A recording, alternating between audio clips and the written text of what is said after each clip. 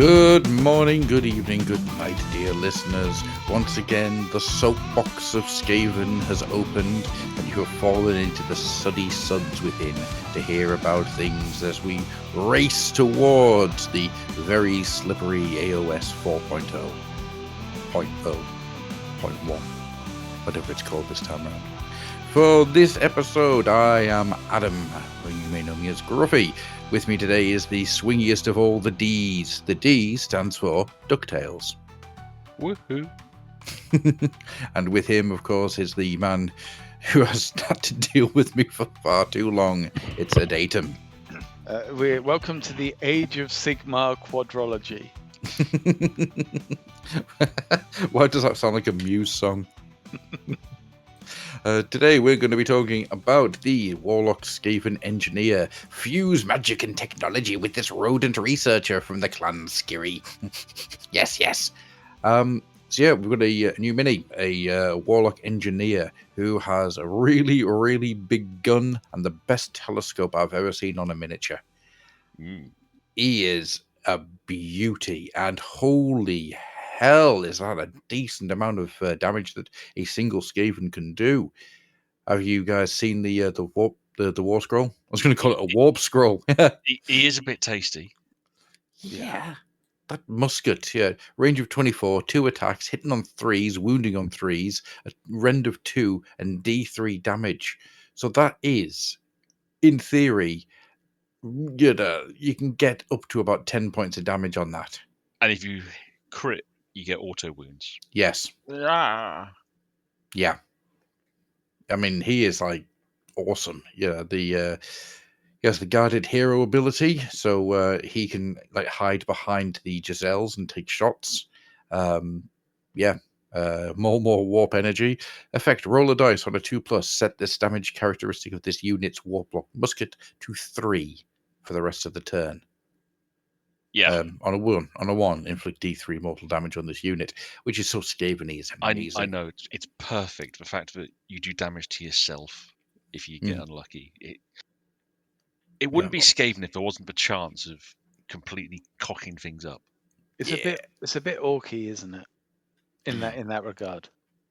Well, the orcs have got more of a if it goes wrong, your head blows up. Yep. But with the Skaven, it's more if it goes wrong, you leave a smouldering crater where you once stood, and maybe some of your your underlings. Yeah. Can I just say sorry, because this sculpt really it has so much impact. But Oh yeah, if you sculpted that, and I mean you barely need to change anything in terms of ironing out kinks and dents, but if you were to paint the armor in Stormguard colors and have this as not a turncoat, but merely a Skaven that's grown up in another camp and therefore is actually acting as almost like a scout, if you like. I mean, that's a noble looking Skaven, which you don't, normally they emphasize the kind of the vermin sort of swarm element of them and the vicious. Much more upright standing. Yeah, he just looks really cool. And also, it's not as busy as a lot of, Yeah, especially engineers have been in the past for the Skaven. There's a lot there, but it's nowhere near as overcrowded, and it sounds weird because for Skaven are one of these ranges that languished for so long with their range being bits of, well, the design language up until even beyond the end times still used a lot of material that goes right back to 5th ed. It goes right back to 5th ed. I'd say even before that, to be honest, because there's some sculpts where they still take the design language from some of the original Skaven.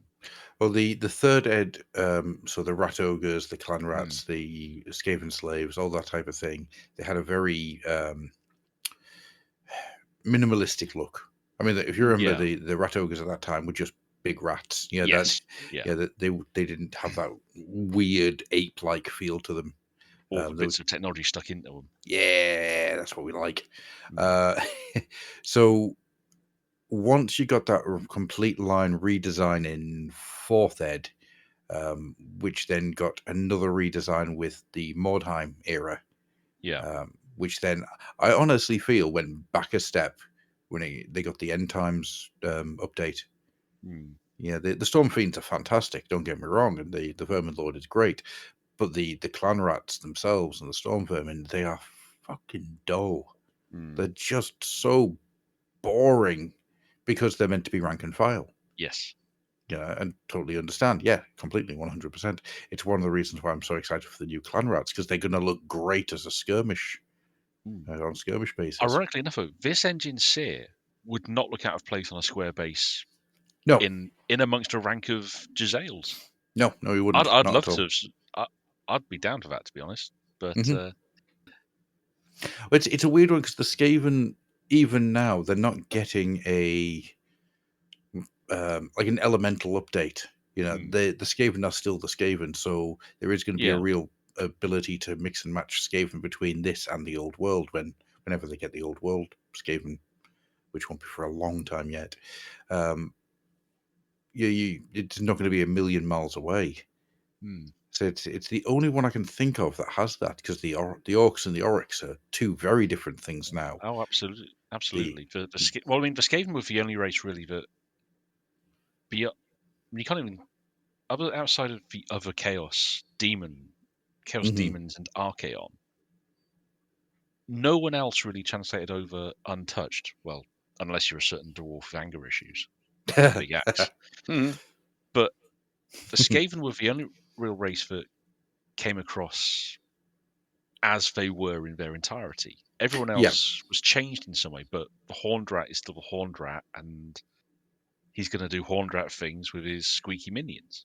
Yeah, absolutely. And it's weird as well, because the Skaven books have always the battle tomes have always given this idea of the chaos power that the Horned Rat is entropy.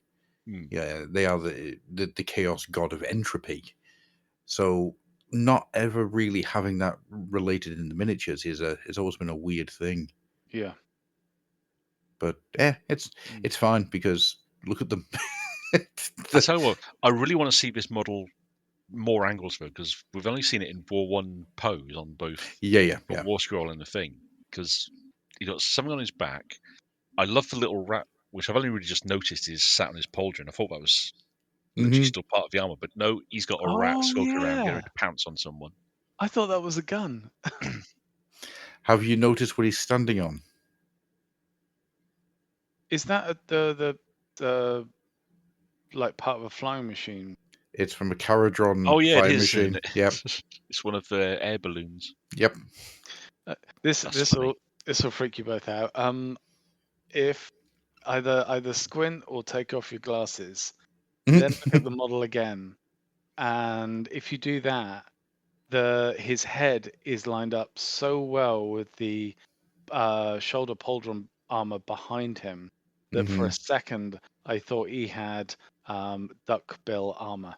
And once you see it, you're like, that actually looks quite cool. Duck bills, woo! Man. But someone will do a Skaven army, but replace the heads all with duck heads.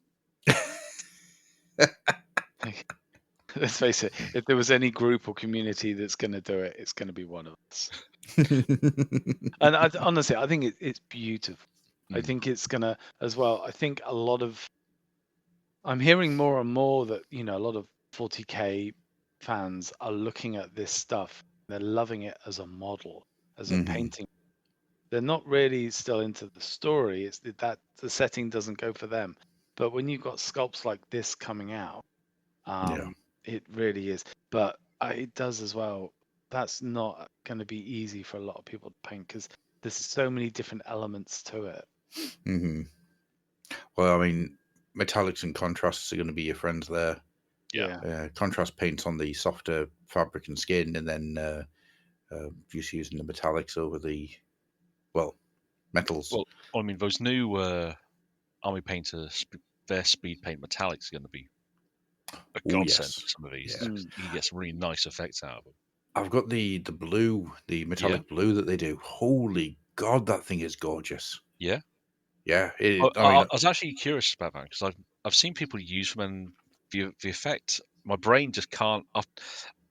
After decades of using traditional metallic acrylics and how to use them, to see someone take an acrylic out of a pot that's metallic and use it like a contrast or speed paint, and to see it get those effects, my brain just goes, eh? Yeah. Well, what I've been doing with it, I've been painting it over a really dark green. Oh, okay. And for my old Hammer Chaos Dwarfs, and it's just given this beautiful teal effect, like metallic teal, and very good. Also, by the way, I've tried out the Too Thin Coats paints now as well. Yeah. Fuck, they are impressive. Yeah. Yeah. My old Hammer Dwellers in the Tomb thing, it was all done from with Too Thin Coats, and it hit the old Hammer vibrancy so well. That's good to know, actually. Really, really good. Really good.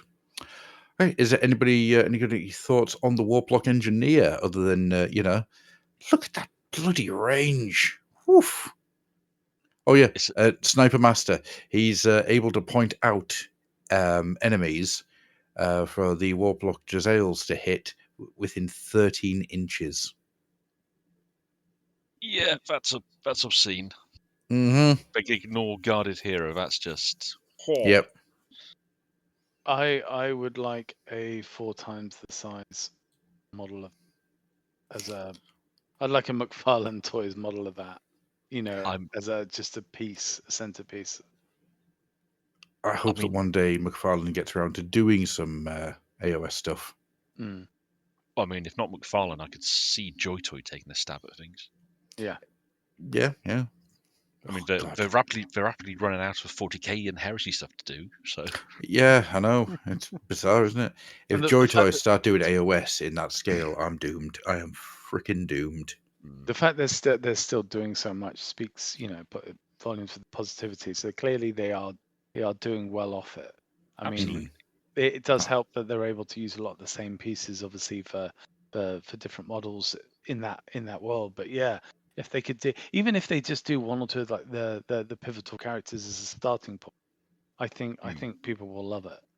And I tell you what, it will get 40k painters definitely on board as just a painting project. I'm putting this big old flag down now. I want a McFarlane Toys scale Kemmler. Oh, just Heinrich Kemmler. Yeah, just dirty old man just wandering around digging up the dead. You could just take a picture of me, mate, and 3D print. You have to be a lot longer, and you need a really big hat. Okay, I can do one of those. Rightio then. Obviously, you can find the Fluff and Hammer in all the places below this show. You can see it in the show notes. Come and join us at the Fluff and Hammer. And thank you to Mr. 88M and to Mr. Big Swingin' D. Thank you. Bye. Bye. Bye.